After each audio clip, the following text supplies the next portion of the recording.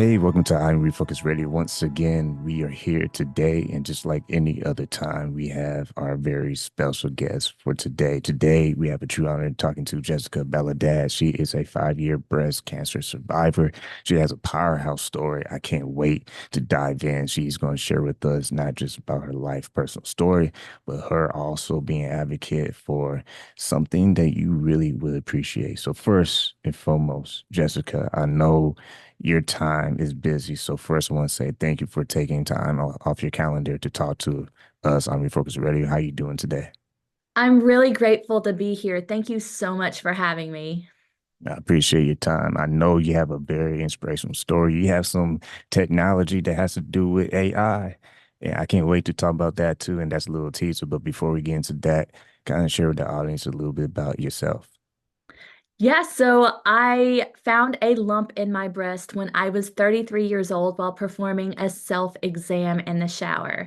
Now, this is a habit that I actually developed at 18 when I accidentally found a lump. It was benign, had to have it removed. That put me in the habit of performing self-exams. So fast forward 15 years later, I'm in the shower, I'm doing a routine exam, and I find something, and it led to a stage 2B breast cancer diagnosis. So a self-exam saved my life, and I've become a passionate advocate for telling women how to take care of their bodies and speak up for themselves.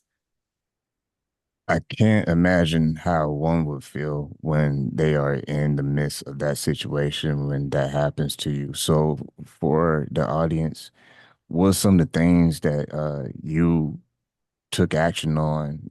Because I can't imagine what's going through your mind, but obviously you have a amazing story to tell. But what was going through your mind that moment, and how were you trying to prep yourself as far as what your next move was going to be? Transparently, I was terrified. I thought, oh my God, am I too young for breast cancer?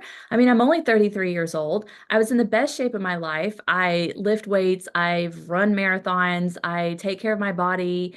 And I thought, breast cancer only runs on my dad's side of the family, even though we don't have a known gene mutation.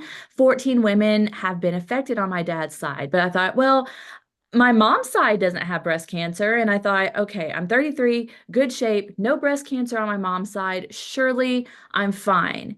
And then I remembered I had just gone to the doctor 2 days prior. The nurse practitioner did a clinical exam of my breast. She felt them and she said nothing to me about finding a lump. So I thought, okay, I got to be all right. As it turned out, she thought I was too young for breast cancer. She did find the lump and didn't tell me about it. So thankfully, a self-exam is what ultimately saved my life.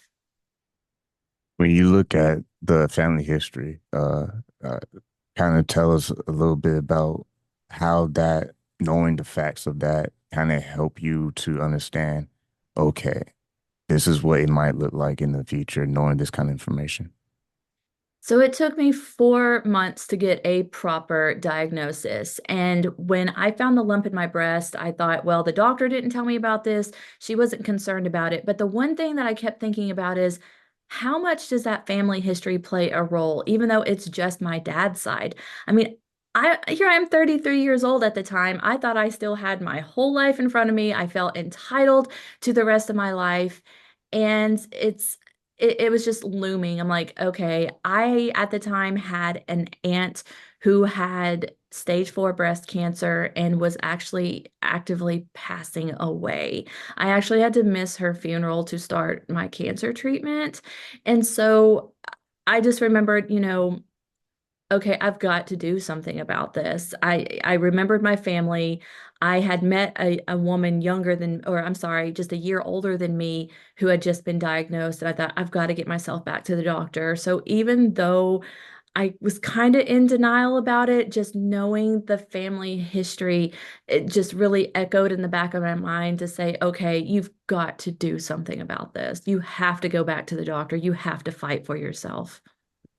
When you look back at your treatment journey for the audience, what was your experience like, and what were some of the things that you learned about yourself, not just being strong, but just understanding that going through the process. You just gotta you just gotta go for it. You can't control what life happens to you, but you can control how you look at life.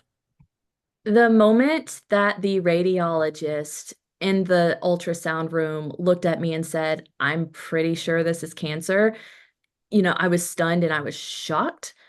But I knew in that moment that cancer ran in my family until it ran into me, and I was going to do everything that I could to do something about it. So I saw the oncologist who treated one of my aunts, my grandmother, and now me.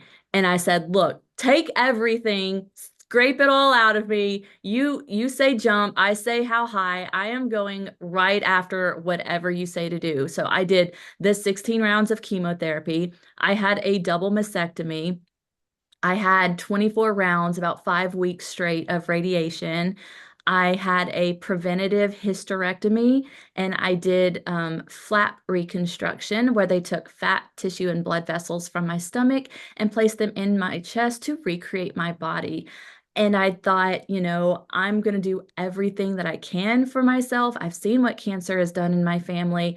I see what the recommendations are. I see what my chances are for a reoccurrence. I'm going to do absolutely everything that I can. And I knew that I was fighting for